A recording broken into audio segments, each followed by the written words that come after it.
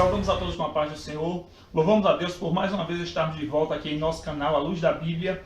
E voltamos no terceiro trimestre. E nesse trimestre nós vamos estudar uma lição a qual fala sobre o livro de Levítico.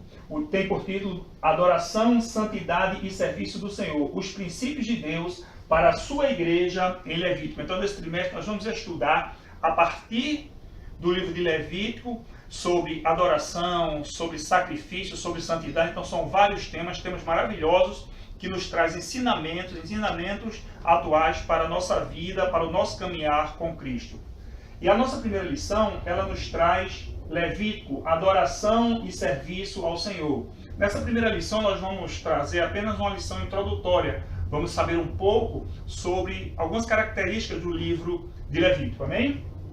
O nosso textuário diz o seguinte: porém o meu tabernáculo no meio de vós, e a minha alma de vós não se enfadará. Levítico, capítulo 26, versículo 11.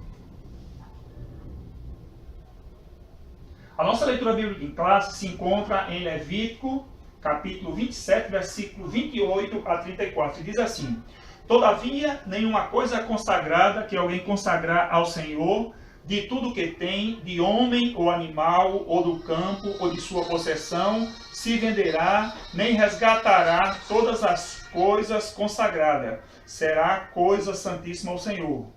Toda coisa consagrada que for consagrada ao homem não será resgatada, certamente morrerá. Também todas as dízimas do campo, da semente do campo, do fruto, das árvores são do Senhor. Santos são ao Senhor. Porém, se alguém das suas dízimas resgatar alguma coisa, acrescentará o seu quinto sobre ela. No tocante a todas as dízimas de vacas e ovelhas, de tudo que passar debaixo da vara, o dízimo será santo ao Senhor. Não esquadrinhará entre o homem e o mal, nem o trocará. Mas se em alguma maneira o trocar, o tal e o trocado serão santos, não serão resgatados. Estes são os mandamentos que o Senhor ordenou a Moisés para os filhos de Israel no Monte Sinai. No nosso primeiro ponto ele nos traz aqui sobre o livro de Levítico. E o primeiro subponto, então, nesse primeiro ponto nós vamos trazer apenas curiosidades características dos livros de Levítico. Então, o nosso primeiro subponto, ele fala da canonicidade, ou seja, da inspiração do livro de Levítico. Então, nós trouxemos aqui alguns versículos que mostram que esse livro, ele é inspirado, assim como todo o Pentateuco, ele tem a mesma autoridade. Sabemos que, em meio aos judeus, aos rabinos, esse livro não traz nenhum questionamento a respeito da sua canonicidade. Porém, algumas pessoas querem atribuir dúvidas com relação a esse livro. E nós observamos aqui, em alguns versículos, que mostra a inspiração desse livro. O próprio livro de Levítico e alguns outros livros, ele traz tira essa dúvida com relação ao livro de Levítico. Então nós vemos aqui em Mateus capítulo 22, 37 e 39, diz assim: respondeu Jesus: ame o Senhor, o seu Deus, de todo o teu coração, de toda a tua alma e de todo o teu entendimento. Este é o primeiro mandamento. E o segundo semelhante é: ame o seu próximo como a si mesmo. Observamos que o próprio Senhor Jesus, ele reconheceu a canonicidade desse livro. Então nós vemos aqui que o Senhor Jesus, ele fez uma junção entre Levítico, capítulo 19, versículo 18, a qual fala: amar teu próximo como a ti mesmo, que diz assim: não procurem vingança, nem guardem rancor contra alguém do seu povo, mas ame cada um o seu próximo como a si mesmo. Eu sou o Senhor. E Deuteronômio, capítulo 6, versículo 5. Então, como o livro de Deuteronômio ele é inspirado, então o próprio Senhor Jesus, ele fez uso do livro de Levítico juntamente com o livro de Deuteronômio, a qual diz: ame o Senhor, teu Deus, de todo o teu coração, de toda a tua alma e de todas as suas forças. Nós vemos aqui também, no Novo Testamento, o livro de Hebreus, que ele traz algumas pessoas até dizem que Hebreus ele é um comentário de Levítico, e nós vemos ali a similaridade de Hebreus com Levítico. Então, nós colocamos aqui capítulo 7 a 10 de Hebreus, do capítulo 8 a 11 de Levítico, ele traz essa semelhança. Aqui nós vemos que o Pentateuco, como alguns estudiosos dizem, que o Pentateuco ele é apenas um livro. A ideia de Moisés era escrever um livro em 5 volumes diferentes. E nós observamos aqui que em Êxodo, no finalzinho de Êxodo, capítulo 40, versículo 30 a 34, o Moisés ele escreveu: então a nuvem cobriu a tenda do encontro e a glória do Senhor encheu o tabernáculo. No versículo 38 diz assim, de dia a nuvem do Senhor ficava sobre o tabernáculo e de noite havia fogo na nuvem, à vista de toda a nação de Israel, em todas as suas viagens. Observamos que em Levítico, primeiro diz assim, da tenda do encontro, o Senhor chamou Moisés e lhe ordenou. Então observamos que o livro de Levítico ele é uma continuação do finalzinho de Êxodo, a qual no final de Êxodo traz sobre o tabernáculo, e aqui no capítulo 1, versículo 1 de Levítico, o Senhor fala a Moisés do tabernáculo. Amém? No nosso segundo ponto, ele traz o gênero literário. Observamos aqui que o livro de Levítico ele não traz dúvida com relação à linguagem. Observamos que a linguagem é semelhante aos outros livros do Pentateuco, principalmente Deuteronômio e Êxodo. Observamos que o livro de Levítico ele é um manual e ele traz várias instruções para o povo e para o sacerdote, desde instruções para a consagração do sacerdote até a forma de conduta do povo de Israel. Nós trouxemos aqui alguns versículos que diz assim, aqui em Levítico 1 e 2 diz assim, fala aos filhos de Israel e diz-lhes, quando algum de vós oferecer oferta ao Senhor, oferecerá a sua oferta de gado. Isso de gado vácuo e de ovelhas, ou seja, de gado miúdo. Então o Senhor aqui está instruindo como deve trazer oferta, quando os filhos de Israel fossem trazer alguma oferta ao Senhor, como deveria ser. Aqui nós observamos em Levítico capítulo 8, versículo 2 e 3, diz assim, mais uma instrução do Senhor no livro de Levítico. Toma Arão e a seus filhos com ele, e as vestes e o azeite da unção, como também o novilho da expiação do pecado, e os 2 carneiros, e o cesto dos pães ázimos. E reúne toda a congregação à porta da tenda da congregação. Então, mais uma vez aqui, o Senhor mostrando como deveria ser a unção, como deveria ser a purificação ali do sacerdote.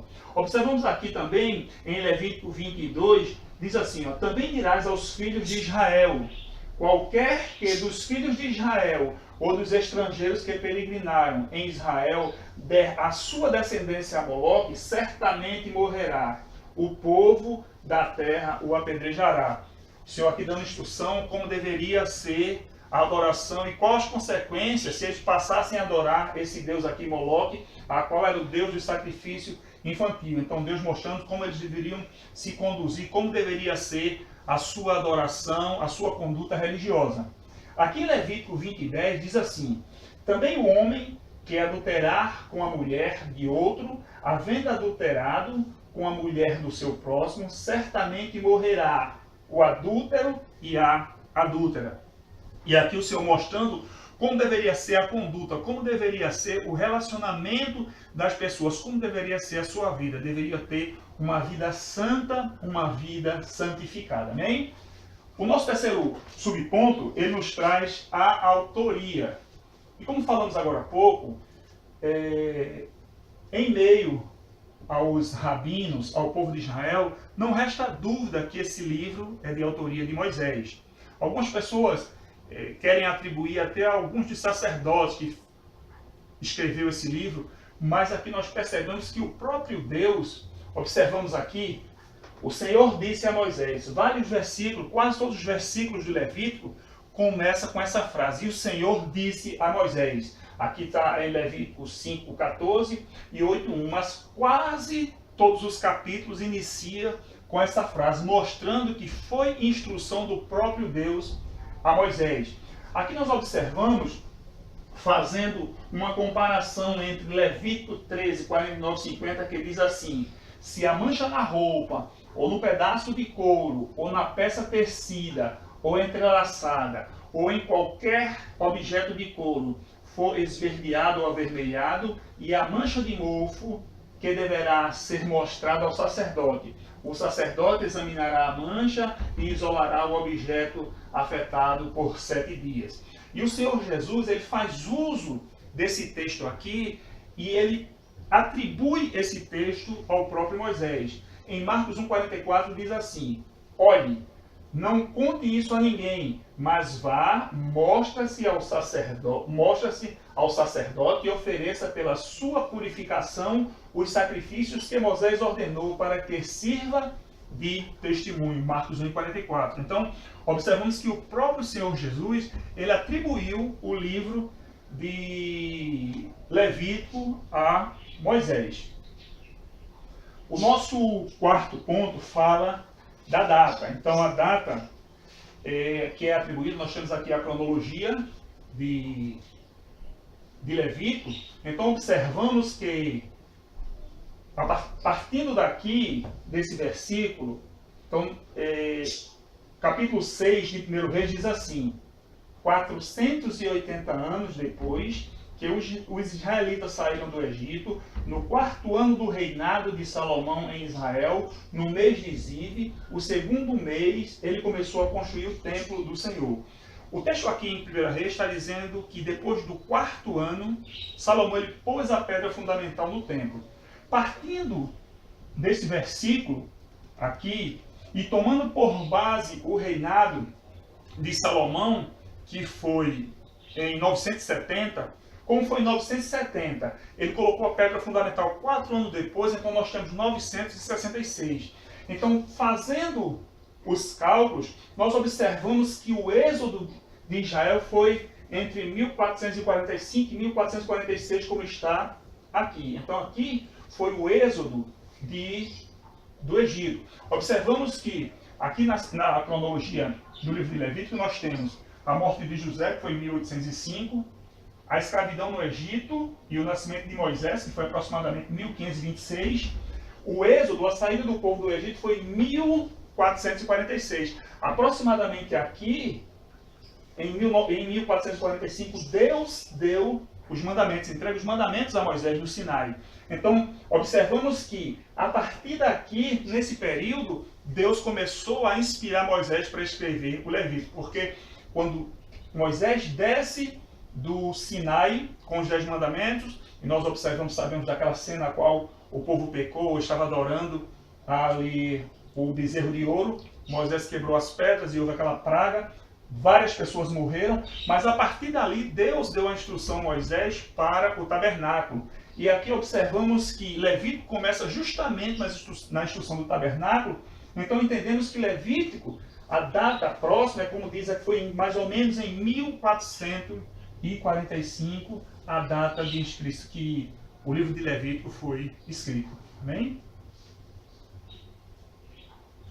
O nosso segundo ponto, observamos aqui que diz assim: a razão do livro. Então agora nós vamos tratar o porquê Deus escreveu esse livro, esse manual instrutivo aí com relação à santificação, como nós vemos aqui na nossa lição que fala adoração, santidade e serviço. Então Levítico, ele é esse manual. Então nós vamos observar qual o interesse de Deus escrever esse livro para o povo de Israel e passar suas descendências e assim alcançar todas as nações. Então o primeiro ponto nos mostra aqui: purificar Israel das abominações do Egito. Esse era o primeiro ponto. Sabemos que o povo de Israel, ele passou 400 anos escravo, conforme diz lá no capítulo 6, versículo 7 de Atos dos Apóstolos, se eu não estiver enganado. Capítulo 6, versículo 7 diz que o povo de Israel passou 400 anos escravo. Então vamos imaginar uma nação, todo um povo escravizado, sendo estando exposto a uma cultura de um povo pagão durante 400 anos. Então aquele povo, toda aquela instrução que foi passado de forma oral, aquele povo foi perdendo e foi enraizando uma cultura nova. E Deus precisava que toda essa cultura fosse tirada, fosse extirpada do coração do povo de Israel. E nós observamos aqui em Levítico 18:3, na parte A, diz assim: não procedam como se procede no Egito, onde vocês moravam. Então Deus, quando inicia aqui no capítulo 18, ele já começa orientando o povo a não praticar as práticas do Egito. Que práticas eram essas? As suas práticas religiosas eram politeístas. Nós vemos aqui alguns deuses do Egito, como Horus, como Anubis e como Osíris, que é a única uma deusa feminina. E nós observamos que a maioria, a crença do Egito é chamada de antropozooteísmo. Por quê? Porque eles adoravam figuras parte animal e parte homem. E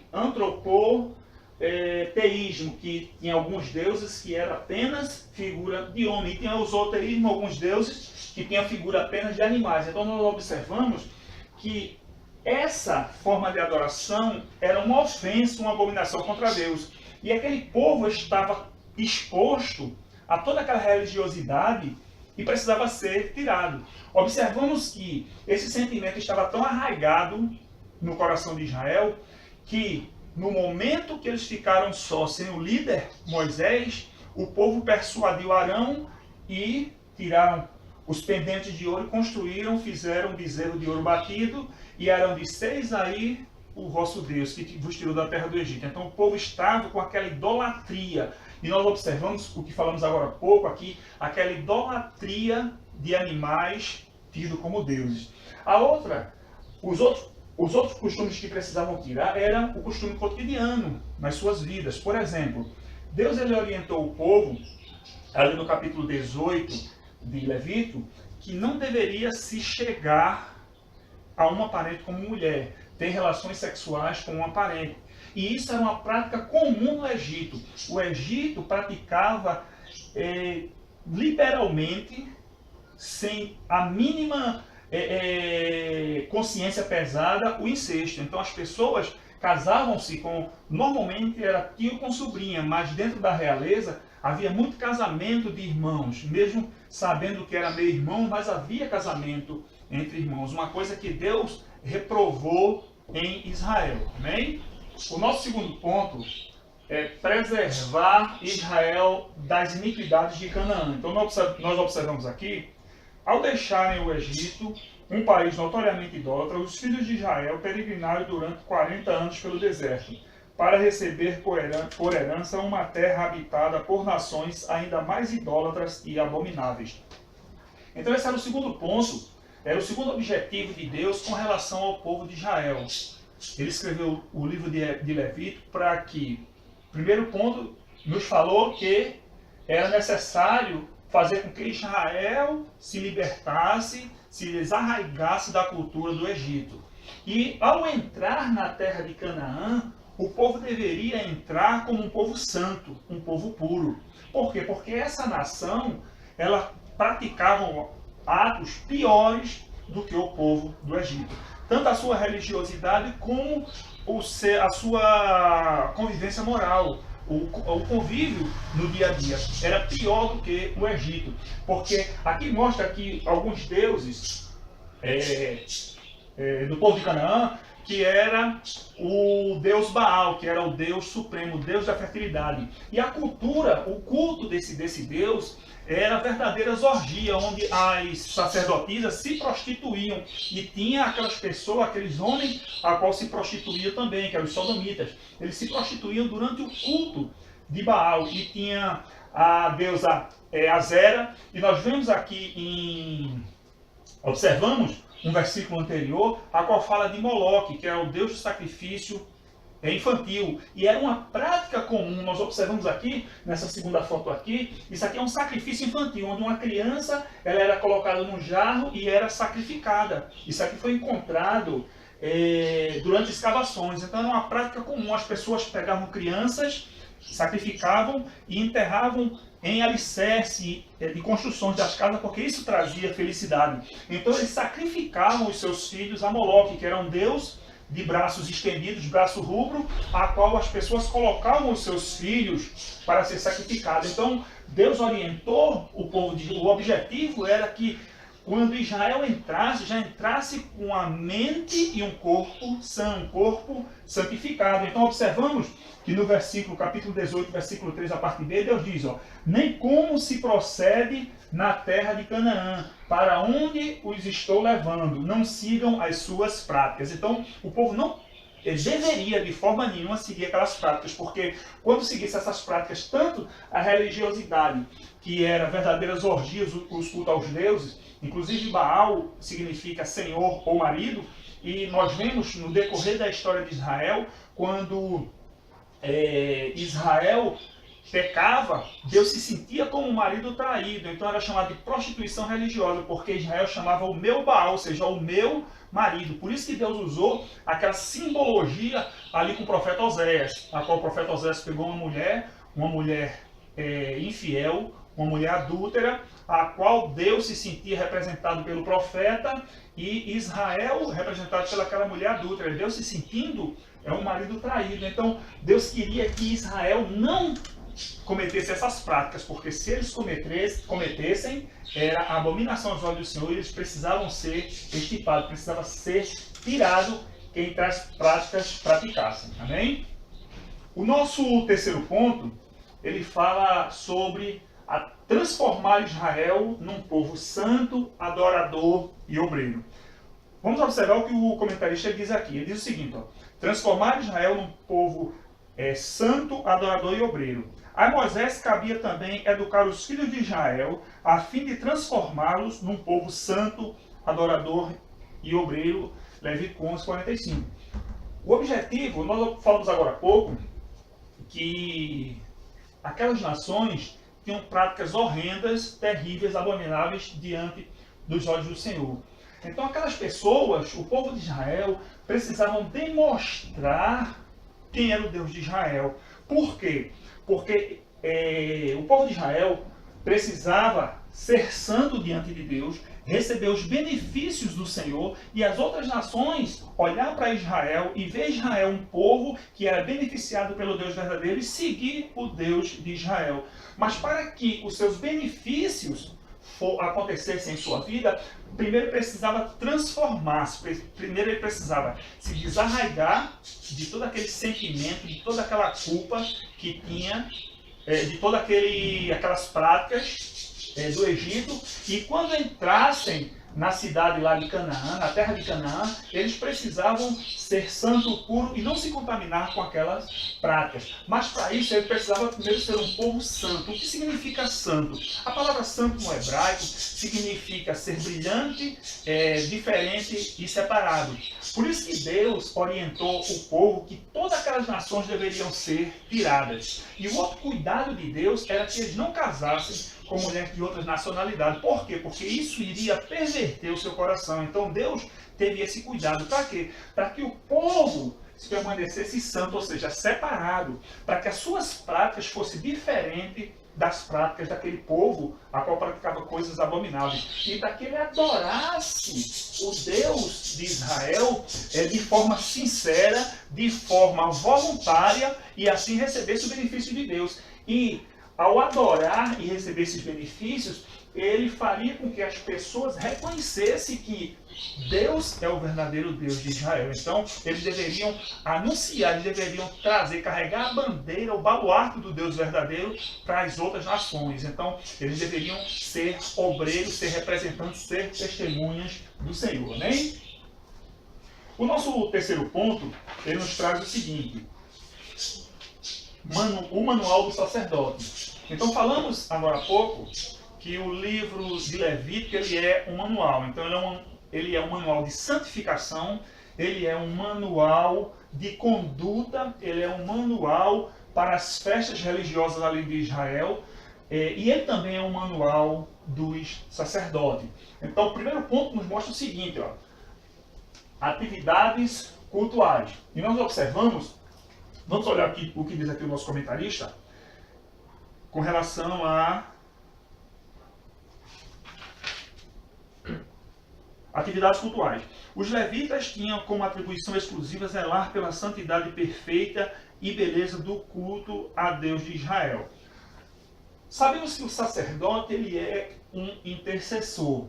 Também ele era aquele ensinador. A Bíblia diz que ele tinha todo o conhecimento e precisava ensinar o povo. E uma das atividades era ensinar o povo a adorar. Observamos aqui em Levítico capítulo 17:6 que diz assim: o sacerdote aspergirá o sangue do altar do Senhor e a entrada da tenda do encontro e queimará a gordura com um aroma agradável ao Senhor. Isso aqui era a forma de culto do sacerdote. O livro de Levítico, ele tanto ensinava o sacerdote como deveria ser seu culto, como ele deveria prestar o culto a Deus, porque Deus, ele mostrou, ele ensinou como deveria ser o culto nos mínimos detalhes, como deveria ser oferecido cada sacrifício, sacrifício de holocausto, sacrifício de oferta pacífica, sacrifício de pecado, sacrifício por culpa. Cada sacrifício desse tinha a sua finalidade e cada um era oferecido de forma diferente. E o manual, o livro de Levítico, ele era esse manual para essas atividades de culto do sacerdote. Ele aprendia, primeiro ele tinha que aprender, primeiro ele tinha que ser santo e depois passar para o povo, ensinar o povo como o povo deveria cultuar. Isso aqui observamos que isso aqui era uma profecia, era algo futuro, isso aqui tudo era sombra do que verdadeiramente deveria acontecer no futuro, visto que agora nós somos sacerdote, agora nós somos casa real de Deus. Então, essa forma que o sacerdote cultuava e ele ser exemplo, era um ensinamento para as futuras gerações de adoradores do Senhor. Amém? A segunda, o subponto, fala atividades santificadoras. Nós falamos aqui que ser santo é ser diferente, ser separado e ser brilhante. E essa era uma das atividades, dos atributos do sacerdote. Ele precisava ensinar o povo a ter uma conduta adequada diante de Deus. Visto que a Bíblia diz, lá em Isaías 59:2, que os nossos pecados causam divisão entre vós e o vosso Deus. E os vossos pecados encobrem o rosto de vós, para que vos não ouça. Se o povo anda em santidade, está em comunhão com Deus. Se peca, não pertence a Deus. Observamos lá no capítulo 32 de Números, de Êxodo, quando Moisés desceu do Monte Sinai e naquele momento o povo pecou. Quando Moisés estava ainda lá em cima, Deus disse: Moisés, desce, porque o teu povo pecou. Por quê? Porque Deus não é Deus de pecado. Deus é Deus de santificação. Quando o povo está obedecendo, é povo de Deus. Por quê? Porque tem comunhão, porque o nosso Deus é santo e puro. E uma das atividades desses sacerdotes era santificar o povo. Observamos aqui em Levítico 27, diz assim: consagrem-se, porém, e sejam santos, porque eu sou santo, porque eu sou o Senhor, o Deus de vocês. Deus está dizendo aqui, exemplificando como é que ele queria o povo. Eu sou santo e quero que vocês sejam santos. O comentarista ele diz o seguinte aqui: a reivindicação mais urgente e importante do livro de Levi é a santificação de Israel como herança particular do Senhor. E nós observamos que o livro ele está dividido em duas partes. Primeiro, como se aproximar de Deus, como andar com Deus, ou seja, como você chegar à santificação, que era através dos sacrifícios. Os sacrifícios faziam com que vocês fossem perdoados e se aproximassem e andassem junto com Deus, recebessem o perdão de Deus e viver uma vida santificada para andar junto com Deus, porque só anda com Deus se viver uma vida santificada. E nós observamos que todo Levítico ele traz essa ideia de santificação. Nós observamos ali na dieta ali de Israel, toda aquela lei dietética, porque a lei ela era dividida em 4 partes, né? Que era a lei cívica, que falava do relacionamento de Israel com o povo, falava da lei dietética e higiênica que falava de toda aquela forma de alimentação, os animais impuros, a forma como eles deveriam se conduzir, se limpar, se lavar, que falava de todas aquelas abluções. A lei cerimonial, que mostrava toda aquela forma de culto, e a lei moral, que mostrava como o povo devia se conduzir diante de Deus e diante da sociedade. Todo aquele rito lá de purificação, todo aquele rito lá de limpeza, quando um homem adquiria lepra, quando tinha fluxo, acordava com fluxo, que tinha aquela purificação, tudo isso simbolizava viver uma vida santificada. E essa atividade santificadora era passada pelos sacerdotes, amém? O terceiro ponto fala de atividades intercessoras. E aqui diz assim, atividade intercessora. A principal atividade dos sacerdotes era, sem dúvida, fazer a intermediação entre o pecador arrependido e o Deus Santo, único e verdadeiro. A principal atividade era essa, justamente interceder pelo povo. O sacerdote, ele é um intercessor, um mediador entre Deus e o homem. E ele, por isso que ele precisava primeiro se purificar para fazer aquela intermediação. Os sacerdotes, eles faziam todo aquele serviço sagrado de preparação ali de sacrifício, oferta pacífica, mas o sacrifício de expiação, que era uma vez por ano, a qual o sumo sacerdote entrava no local santo dos santos, como nós conhecemos, que o tabernáculo, como nós vemos aqui, ele é dividido em 3 partes. Primeiro, o átrio, que era a parte externa do tabernáculo, depois o local santo, onde ficavam algumas peças, ficavam ali o altar de holocausto ficava fora, lá no átrio, mas aqui ficava o candelabro e ficava a mesa dos pães da proposição, e em frente, entre o lugar santo e o santo dos santos, ficava o altar de incenso, que no livro de Hebreus, ele mostra que o altar de incenso ficava dentro do santo dos santos, mas ele fica na divisão mesmo entre o santo e o santo dos santos. No santo dos santos ficava a arca da aliança, onde representava toda a santidade e a glória de Deus. E o sumo sacerdote, ele entrava uma vez por ano. Ele precisava entrar com a corda na cintura e com suas roupas eram cheias de campainhas. Por quê? Porque se ele entrasse em pecado, ele era fulminado ali no local santo dos santos. Ele não podia estar em pecado. Por isso que ele tinha que oferecer sacrifício por si próprio e depois pelo povo. Porque se ele entrasse em pecado, as campainhas paravam de tocar, era necessário ele ser tirado dali dos santos dos santos. Mas observamos que, trazendo para os dias do Novo Testamento, Jesus, quando Jesus ele tomou sobre si os nossos pecados, que tornou-se pecador e disse, está tudo consumado, ele disse, Pai, por que me desamparaste?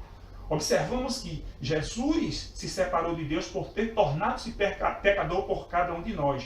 E naquele momento, quando ele inspirou e disse, está tudo consumado, ou seja, está tudo concluído, a Bíblia diz que o véu do templo rasgou-se de alto a baixo, ou seja, Deus quem rasgou o véu do templo, e agora o homem passou a ter acesso a Deus direto e Deus acesso ao homem. Agora o homem não precisa mais de um sumo sacerdote humano que entre nos santos dos santos uma vez por ano, mas o Senhor Jesus é que é o nosso sumo sacerdote, e de uma vez só, ele se ofereceu como sacrifício, e ele foi o sumo sacerdote, e o seu sacrifício foi aceito, e foi um sacrifício perfeito, amém? Por isso diz aqui em Hebreus capítulo 5, versículo 1, com relação às práticas intercessoras do sacerdote.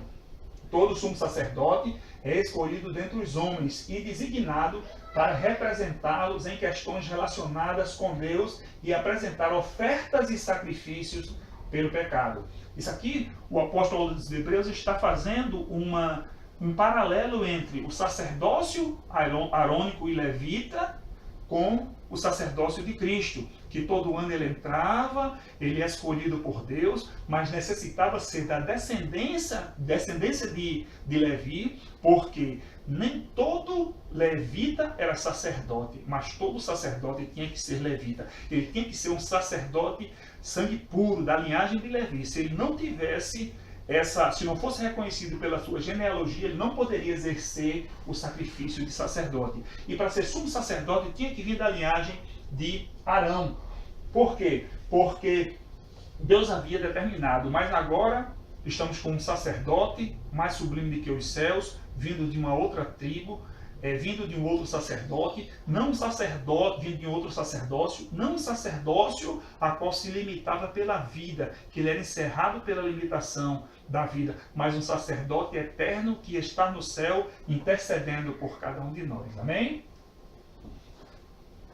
E assim concluímos a nossa lição de hoje, no qual trouxemos sobre este livro maravilhoso, sobre o livro de Levíticos, a qual nos traz ensinamentos, que possamos trazer ensinamentos grandiosos para a nossa vida. E nesse domingo, que possamos trazer para os nossos alunos ensinamentos e práticas para uma vida santa, para uma vida de caminhar com Deus, lado a lado com Deus, longe de tudo aquilo que nos afasta, longe do pecado, longe daquilo que entristece, porque o homem peca por pensamento, obras e palavras. E devemos ter muito cuidado com a nossa vida para que não venha se contaminar, porque existem alguns canais de contaminação, que é os olhos, a boca e o ouvido, mas que possamos ter uma vida santa diante de Deus. Amém?